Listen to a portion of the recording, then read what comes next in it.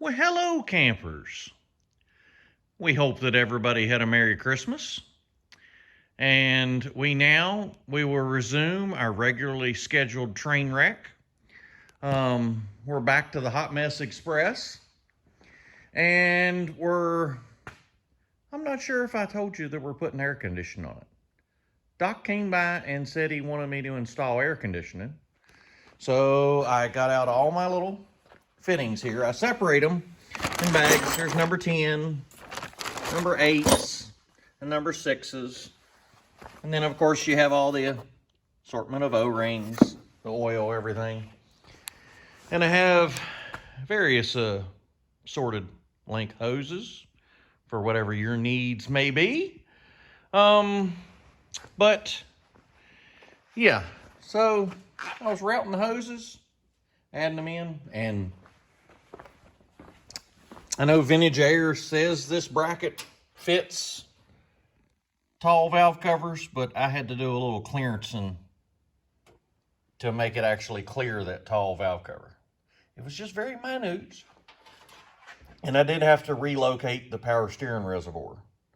Not by much, but had to relocate it just enough to clear. And yeah, that was real close. We got a little bit of wiring to tidy up here. Hoses to connect. But I did want to show y'all, and yeah, I am trying to find a raised air cleaner base. That one's basically an 1.5 inch drop base. So I'm trying to find one get raised. I ordered one from Summit and it hasn't shipped yet, so y'all hang on for that. We're all waiting. But yeah, I called Vintage Air to get the parts. And Doc brought me, hold on, let's see if we can find the part number here of what he brought me. Here it is. Short pack. Okay? And I have never even heard of this, and I called Vintage Air, and this was the funny thing.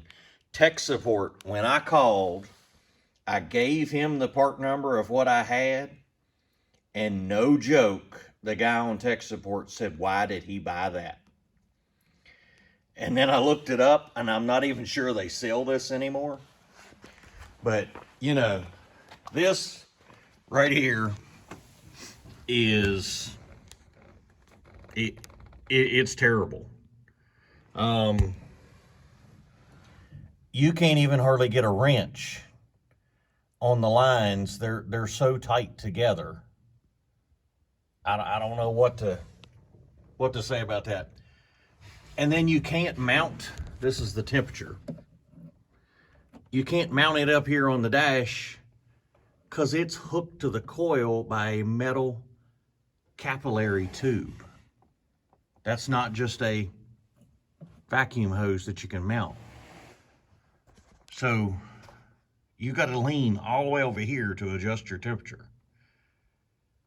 It's just terrible. Yeah.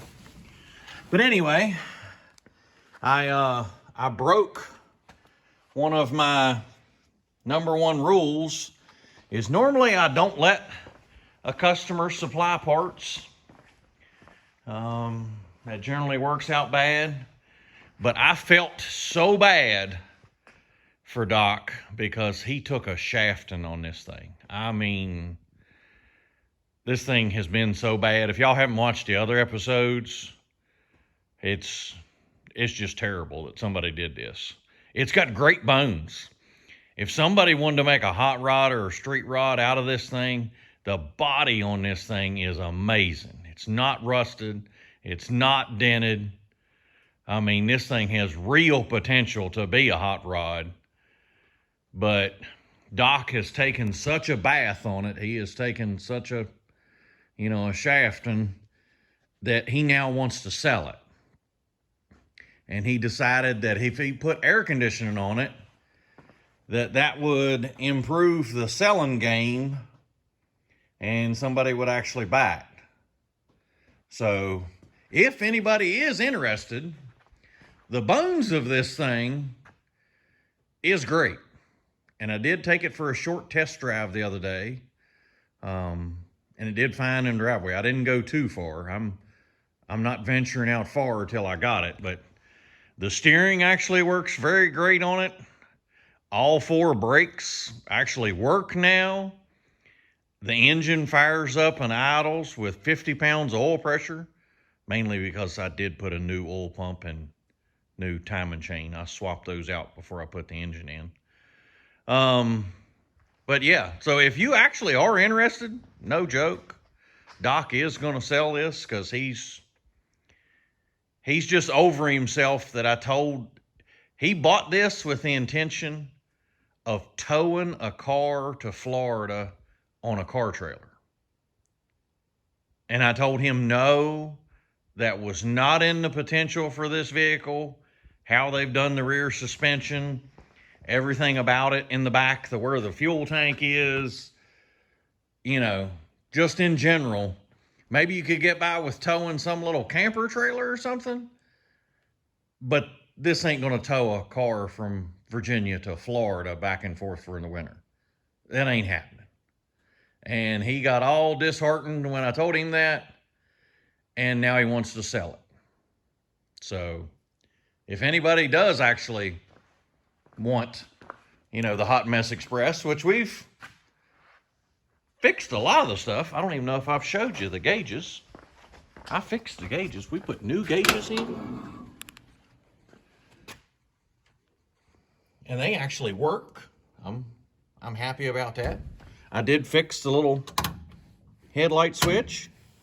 We fixed that. I got the turn signals working. I actually made the brake lights in the back. The turn signals actually work back here now. It's amazing. And this one acts as the third brake light. Then the gas tank, I did get a quote for Doc on making a custom gas tank that goes back in the original spot to be shaped to fit in there with the 4-link. I don't know if you can see. Probably not. You probably can't see in there where the 4-link is. But it's in the way of where an original tank would bolt. And the tank was $1,800 to have a custom tank made to fit in there and get as much fuel capacity as you could. But like I say, this thing isn't rusted. It's great shape. But we're going to have to take it for more test rides to make sure I got all the bugs out of it. And he got a visor for a 46 Ford. And it actually does sit up here. I'll show you on the front. It sets up here and actually touches all the right spots. But I am not about to drill 2 holes in this body and mount that visor, and then the brace goes right here.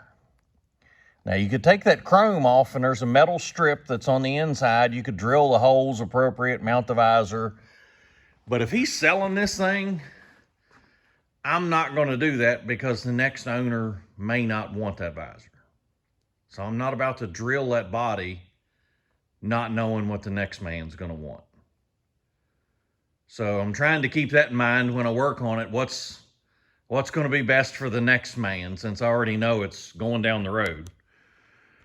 But yeah, so that's where we're at. We're going to, like I say, we need to go for a couple more test drives.